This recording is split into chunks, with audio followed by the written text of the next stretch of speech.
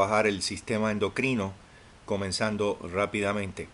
El sistema endocrino no es otra cosa que un sistema de mensajeros químicos. El sistema endocrino está altamente relacionado al sistema nervioso. De hecho, deberíamos comenzar, como ven en la figura, diferenciando entre lo que es una hormona producida por una célula neurosecretora, a esto también se le llama neuropéptido, y un neurotransmisor. Las hormonas son mensajeros químicos y son producidas por un tipo de tejido o células especializadas llamadas glándulas endocrinas. Estas glándulas contienen los mensajeros químicos o hormonas dentro de vesículas y los liberan por exocitosis al sistema circulatorio. A través del sistema circulatorio, estos mensajeros químicos viajan a diferentes tejidos o regiones del cuerpo donde actúan sobre las células que forman esos tejidos. A estas células sobre las cuales actúan las hormonas se les llama usualmente células blanco. Muy diferentemente a una célula neurosecretora, es una célula nerviosa que produce mensajeros químicos y los libera también al sistema circulatorio. Pero en este caso, quien produce el mensajero químico es una célula nerviosa, es decir, una neurona. Por eso ese mensajero químico no se considera como tal una hormona, sino se le llama neuropéptido. Finalmente, en la última categoría tenemos a los neurotransmisores, sustancias que ya ustedes conocen porque se estudiaron como parte del sistema nervioso.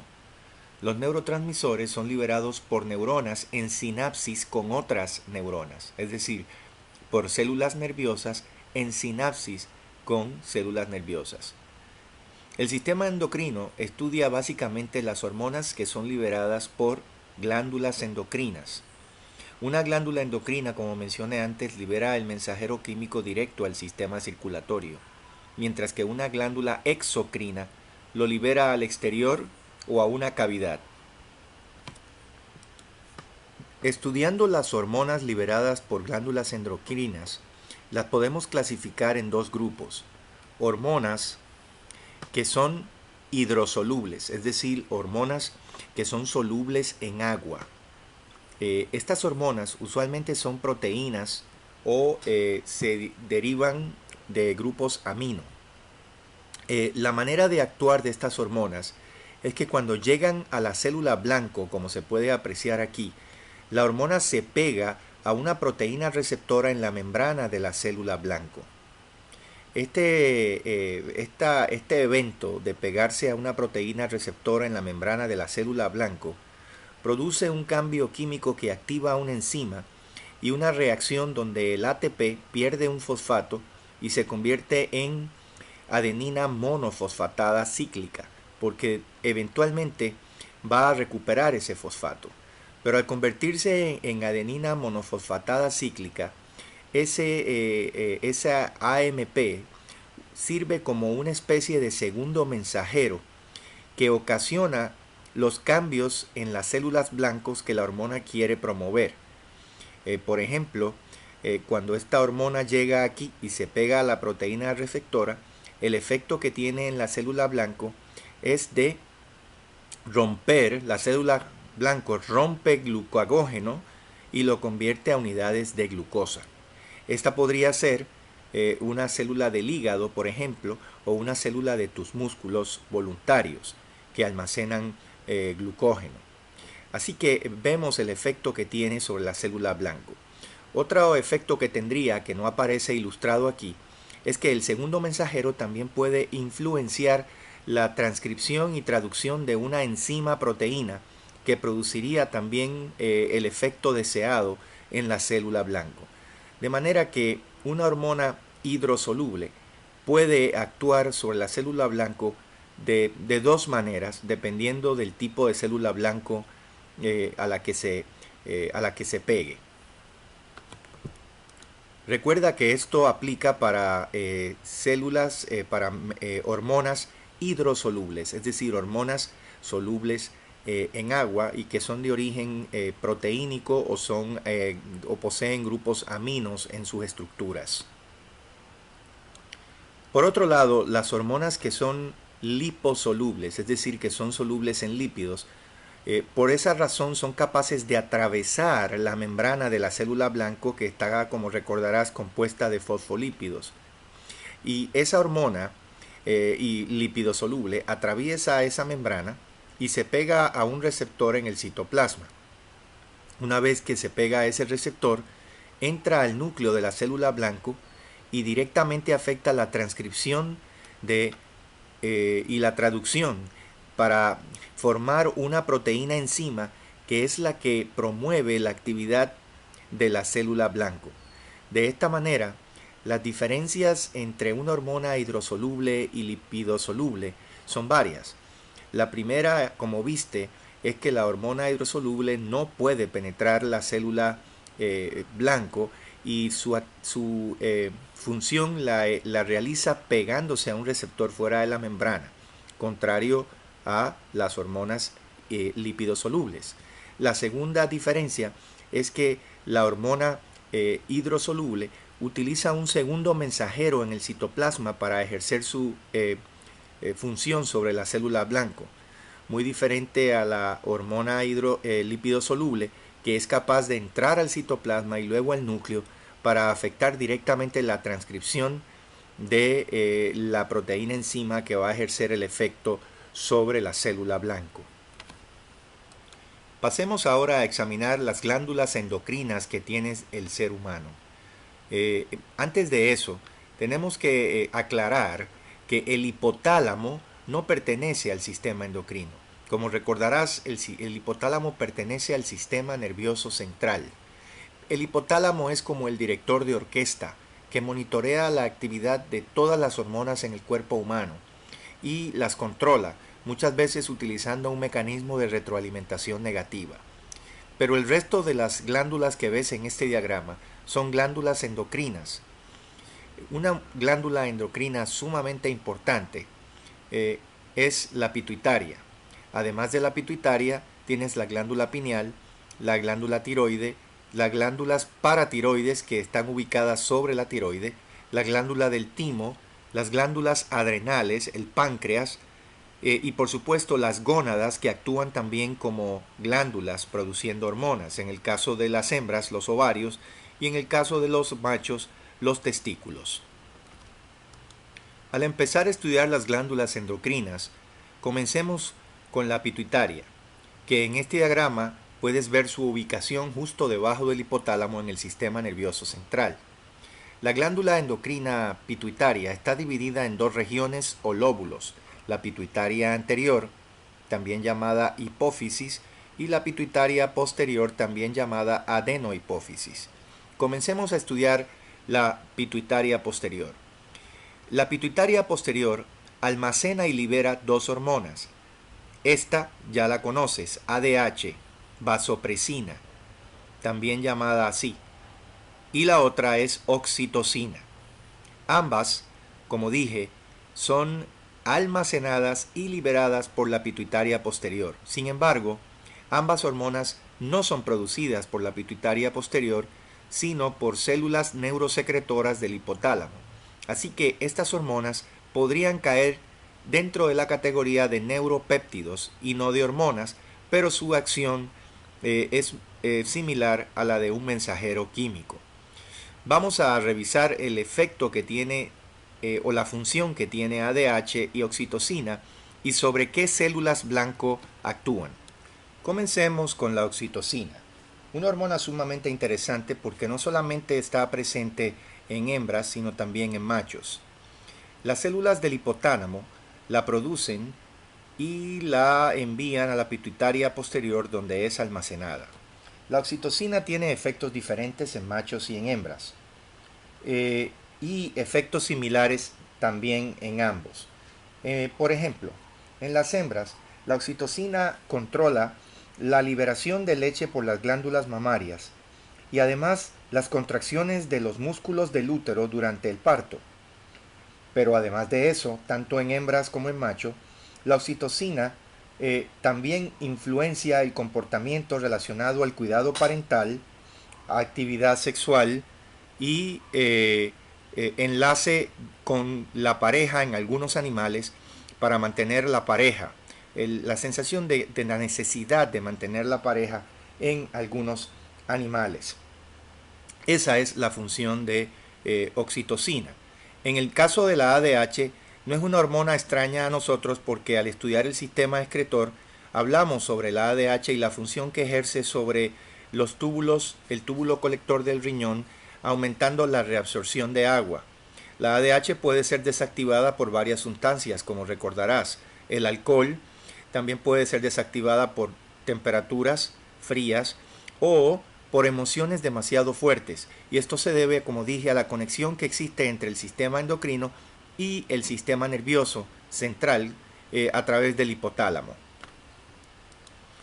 El siguiente diagrama presenta el mecanismo de acción de la oxitocina para estimular las contracciones de las paredes del útero durante el parto.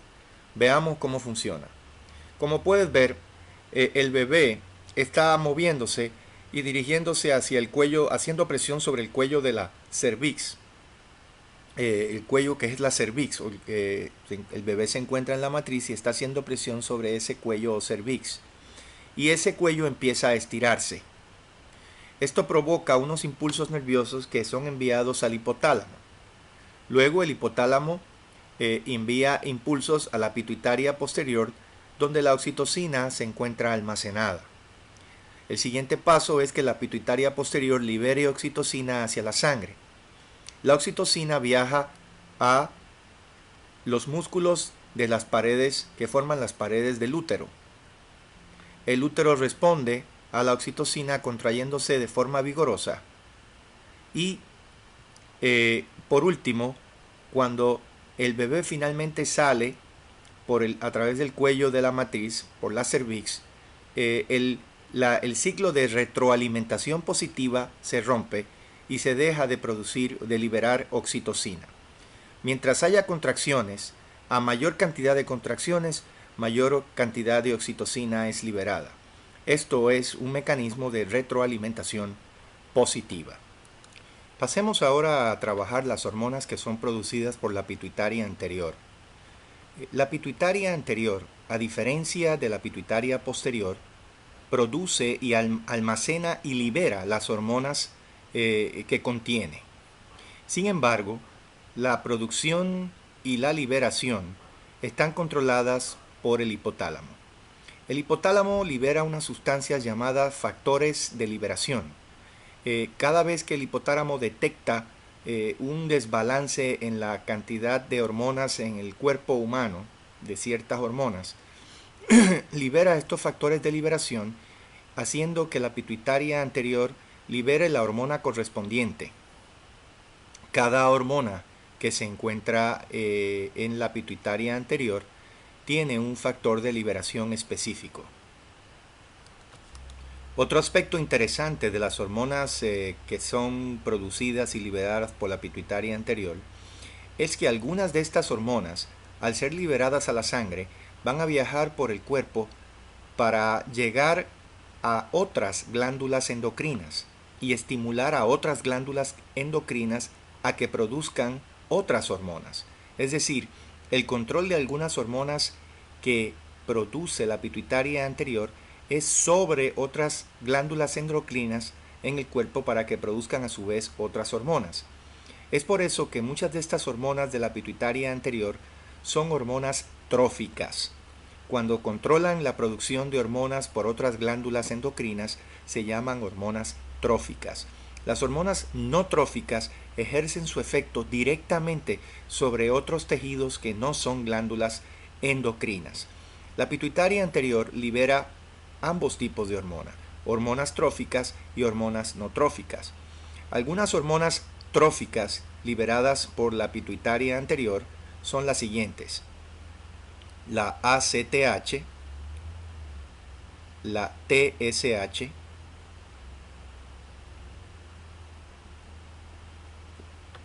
y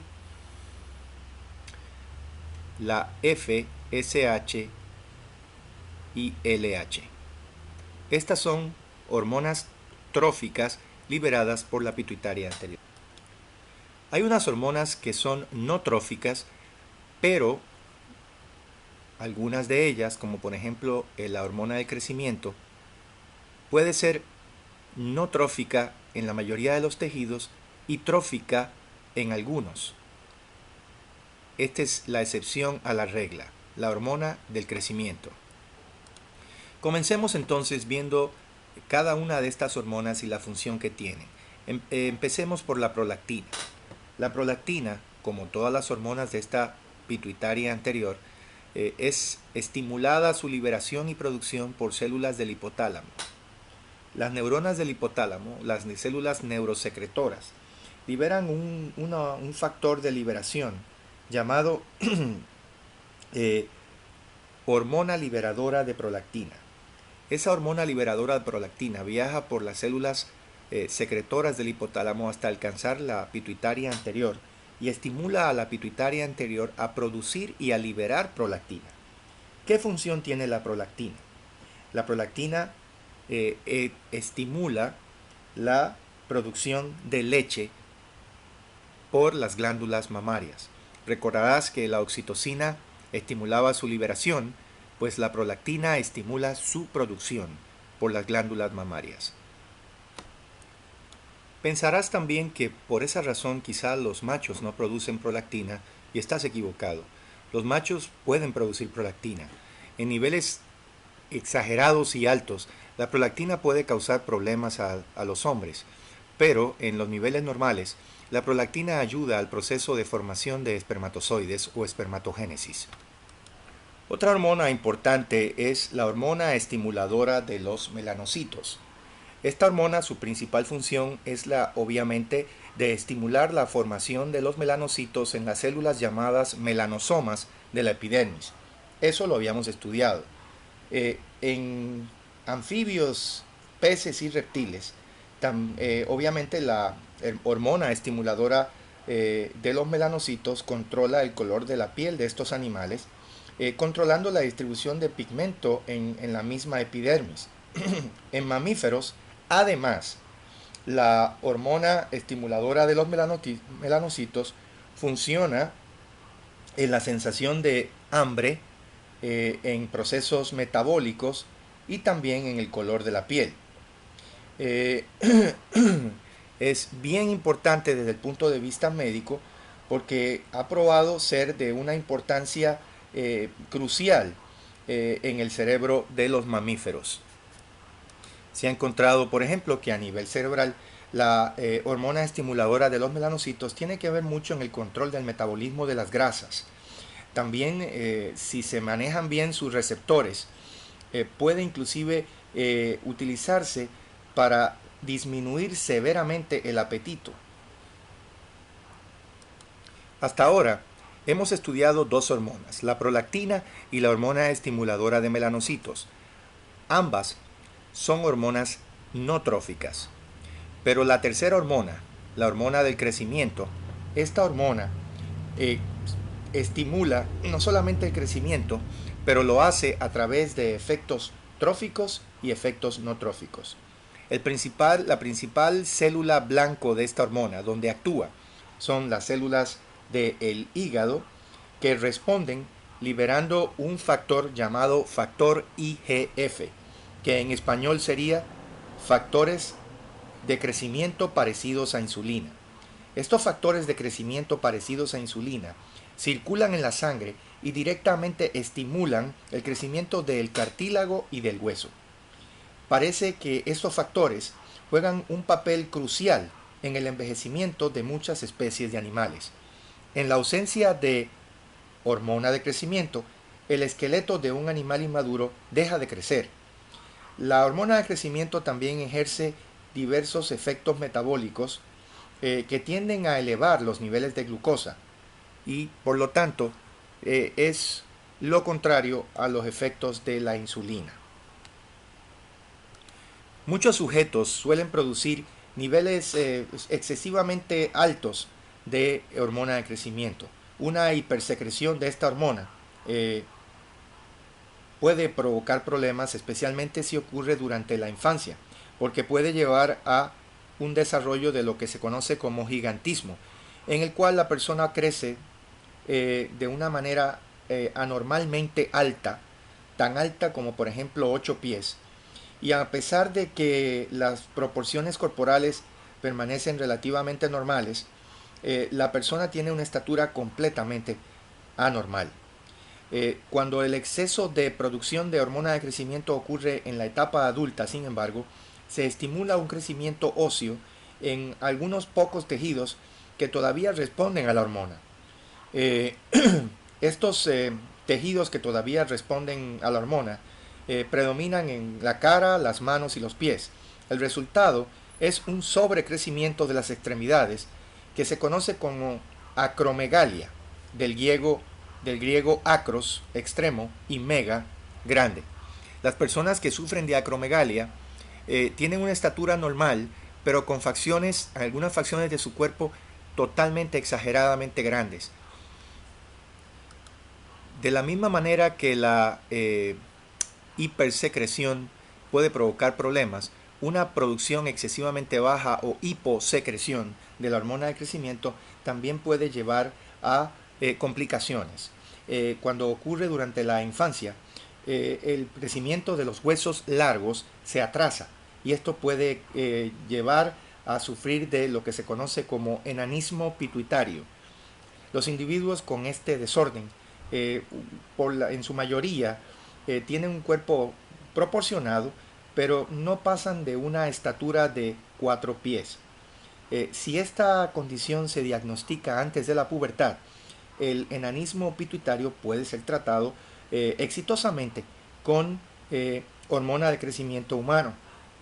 Gracias a la ingeniería genética se ha podido producir hormona de crecimiento humano utilizando bacterias a las que se le inserta a través de la teoría de la técnica de DNA recombinante, se le inserta un gen para que produzcan sintéticamente este tipo de hormona. Una hormona mucho más compleja en su funcionamiento y lo que ocasiona es la hormona estimuladora de la tiroide o TSH. Esta hormona es una hormona trófica y sus células blanco es la glándula tiroide. Esta hormona se libera solamente por instrucciones del hipotálamo. El hipotálamo, de nuevo, libera un factor de liberación, el factor de liberación de la tiroide o TRH. Ese factor de liberación estimula a la pituitaria anterior a liberar TSH o hormona estimuladora de la tiroide. La TSH viaja por la sangre hacia la glándula tiroide, donde ejerce su efecto sobre la misma. Esta plantilla muestra la manera de funcionar de toda esta cascada de reacciones. El hipotálamo libera el factor de liberación o hormona liberadora de la tiroide. El factor de liberación viaja a la pituitaria anterior y hace que ésta libere hormona estimuladora de la tiroide. La hormona estimuladora de la tiroide viaja a la glándula tiroide y hace que se libere en realidad un par de hormonas. Este par de hormonas son diferentes en la cantidad de átomos de yodo que contienen. Si se produce demasiado de este par de hormonas, el hipotálamo detecta y detiene la producción de TRH, la liberación de TRH. Sin embargo, si hay poca cantidad de estas dos hormonas que la tiroide libera, el hipotálamo entonces lo detecta y estimula la liberación de TRH. Es un mecanismo de retroalimentación negativa. Ambas hormonas, tanto la T3 como la T4, se derivan de un aminoácido, el aminoácido tirosina. En el caso de la T3, también llamada triodotironina, esta molécula contiene solamente 3 átomos de yodo, mientras que la de arriba, tetraiodotironina, también llamada tiroxina, contiene 4 átomos de hierro. En mamíferos, el mismo receptor se une a ambas hormonas. La glándula tiroide produce principalmente T4, pero las células blanco convierten la mayoría de este T4 a T3, removiendo un átomo de yodo.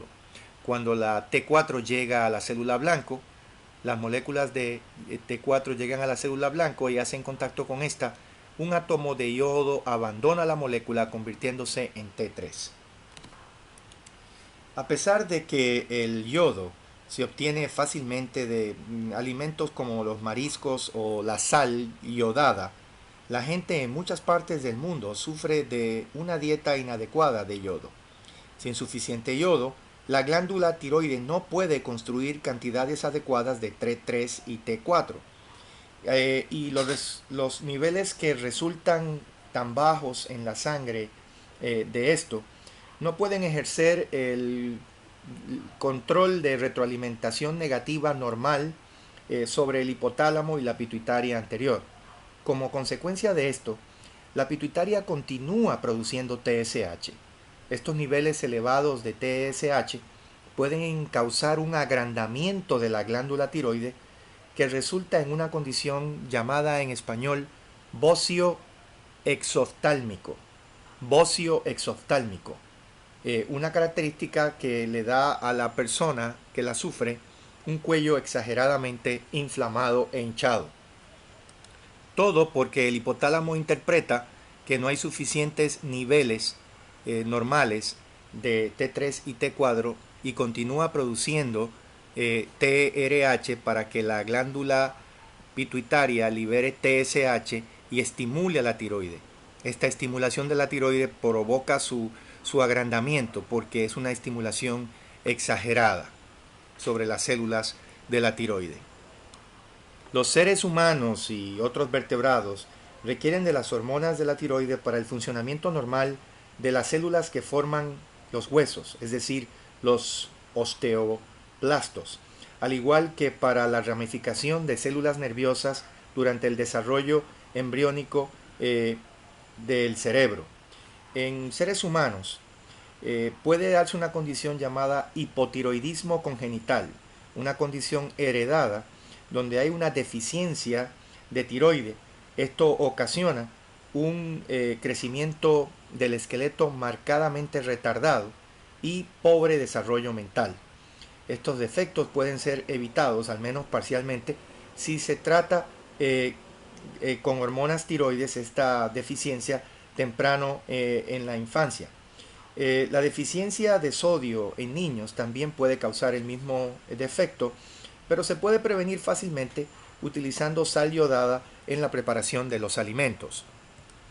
Cuando una persona sufre de hipotiroidismo, como les pasa a tantas personas en Puerto Rico, puede producir síntomas como ganancia de peso, letargo, es decir, cansancio.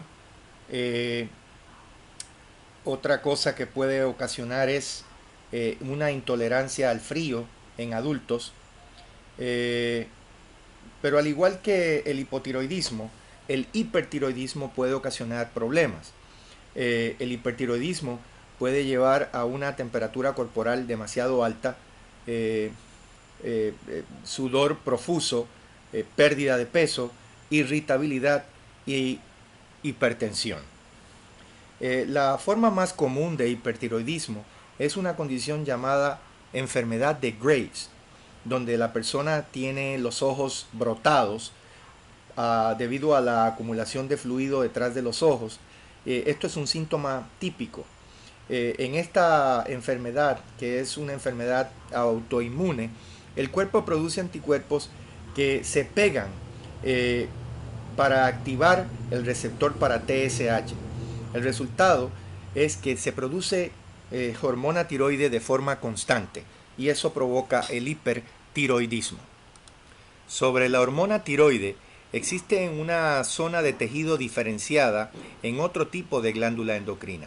Me estoy refiriendo a esta zona que estoy señalando acá, que es la zona correspondiente a las glándulas paratiroides. Debido a que el calcio es esencial para el funcionamiento normal de las células, su control homeostático en la sangre es crítico.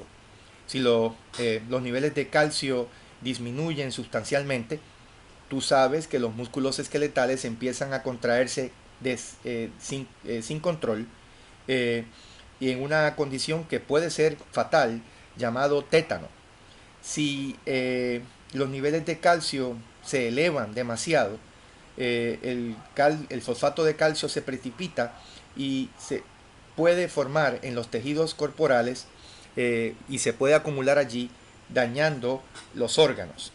En mamíferos, las glándulas paratiroides que mencioné antes, que son un grupo de 4 pequeñas estructuras, como ves, enterradas en la superficie posterior de la glándula tiroide, se encargan de controlar los niveles de calcio en la sangre. Cuando los niveles de calcio disminuyen por debajo de cierto valor, casi siempre de 10 miligramos en 100 mililitros, estas glándulas liberan una hormona llamada hormona paratiroide. Esta hormona paratiroide eleva los niveles de calcio a través de unos efectos que pueden ser directos e indirectos. En los huesos, por ejemplo, la hormona paratiroide puede causar que la matriz mineralizada se descomponga y libere calcio hacia la sangre.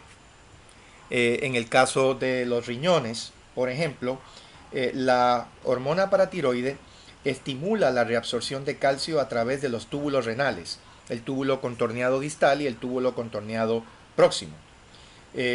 También la hormona paratiroide tiene un efecto indirecto en los riñones porque promueve la conversión de vitamina D a una hormona activa. Como sabes, una forma activa de vitamina D que se deriva de una molécula esteroide se obtiene de los alimentos o se construye en la piel cuando ésta se expone a la luz solar. La activación de la vitamina D empieza en el hígado y se completa en los riñones. El proceso es todo estimulado por la hormona paratiroide.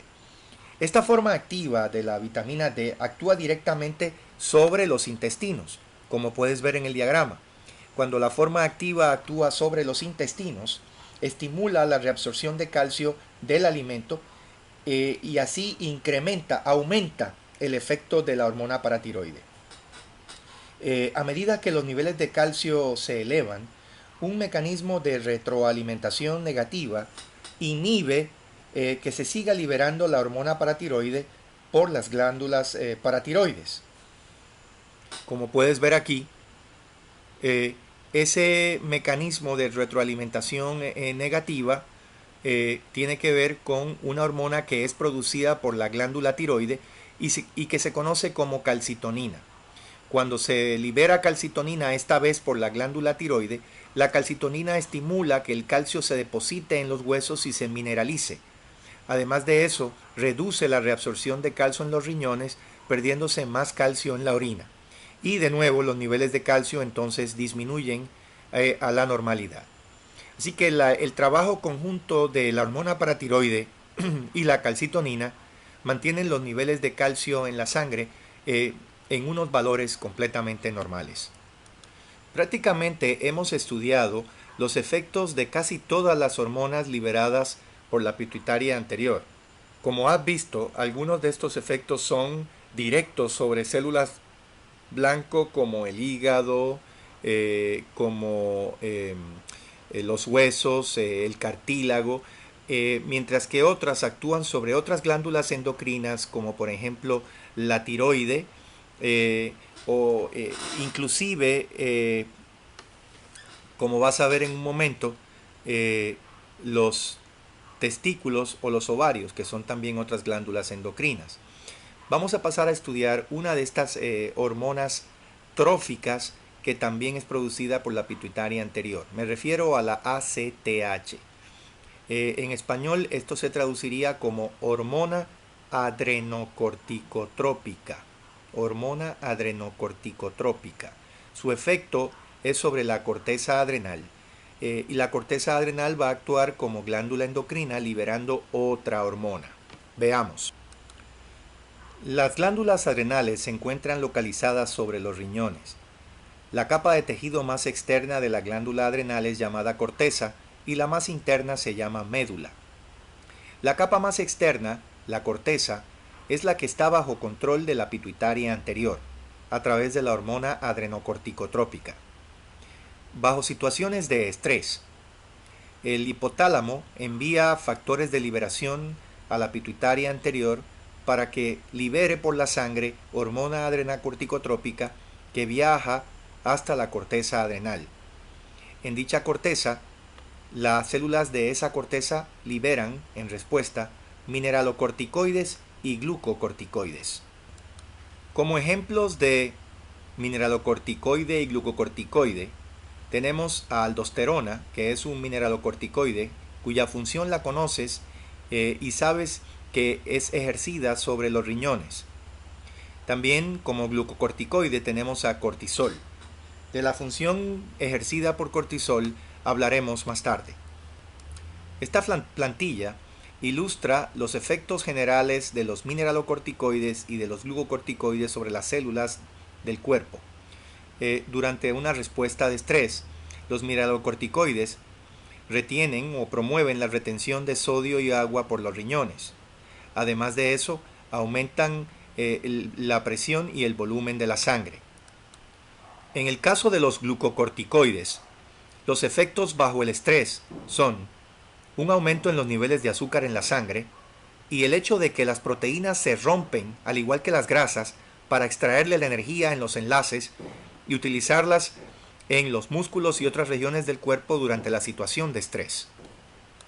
Debemos añadir también que los productos corticosteroides producidos por la corteza adrenal incluyen también pequeñas cantidades de hormonas esteroides que funcionan como hormonas sexuales.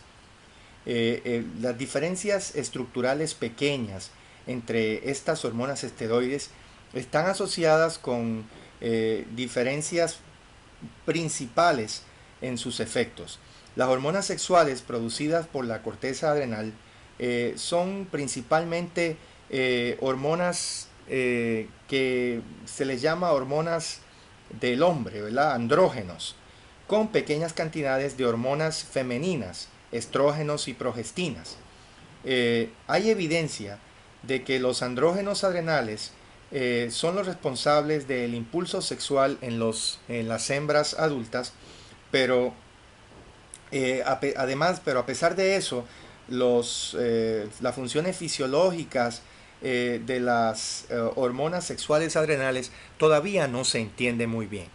Hablando de nuevo sobre los glucocorticoides, su primera función, su principal función, es sobre el metabolismo de glucosa.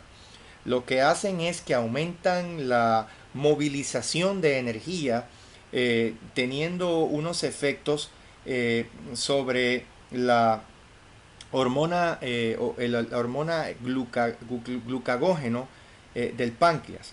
Los glucocorticoides promueven que se construya glucosa de fuentes que no son carbohidratos, como por ejemplo proteínas, y esto hace que la glucosa esté disponible como energía.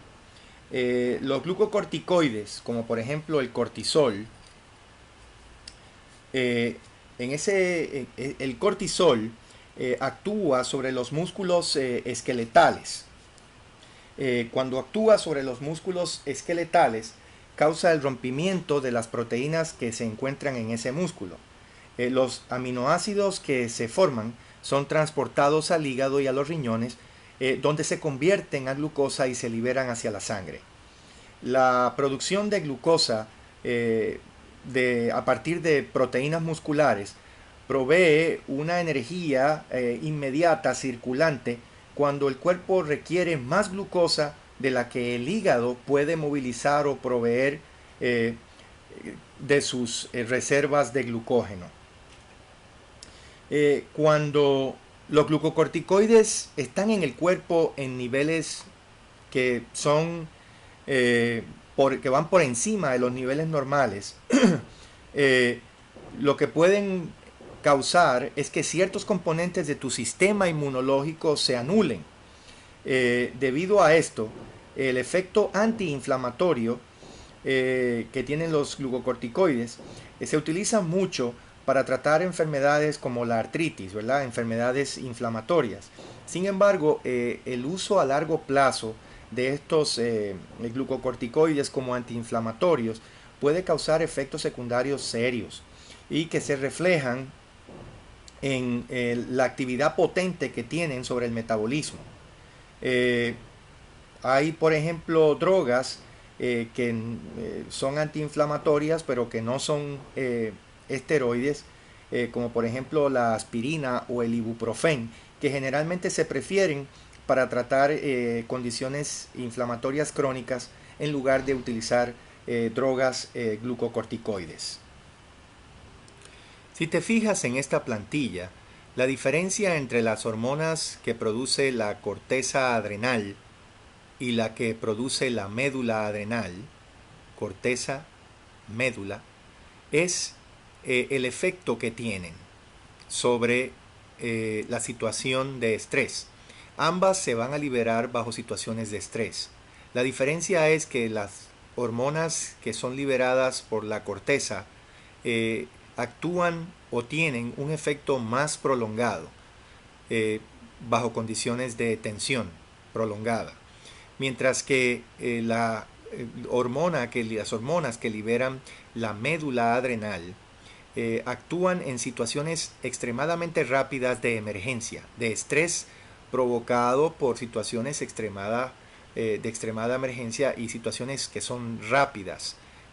Por ejemplo, que tú seas víctima instantánea de un asalto y tengas que reaccionar rápidamente. Ahí se van a liberar estas hormonas de la médula adrenal. Eh, pero por ejemplo, te anuncian un examen para la próxima semana de química orgánica. Ya tú entras en una situación de estrés más prolongado donde lo que se va a estar liberando son las hormonas de la corteza adrenal. Esa es la diferencia. En nuestra próxima intervención, eh, llegando ya al final de esta primera parte del sistema endocrino, ya para nuestra próxima intervención hablaremos sobre las hormonas sexuales de la pituitaria anterior, que produce la pituitaria anterior. Hablaremos también sobre una hormona muy importante que es las hormonas producidas por el páncreas, la insulina y el glucagógeno. Y hablaremos de la hormona producida por la glándula pineal. De nuevo, gracias y hasta entonces.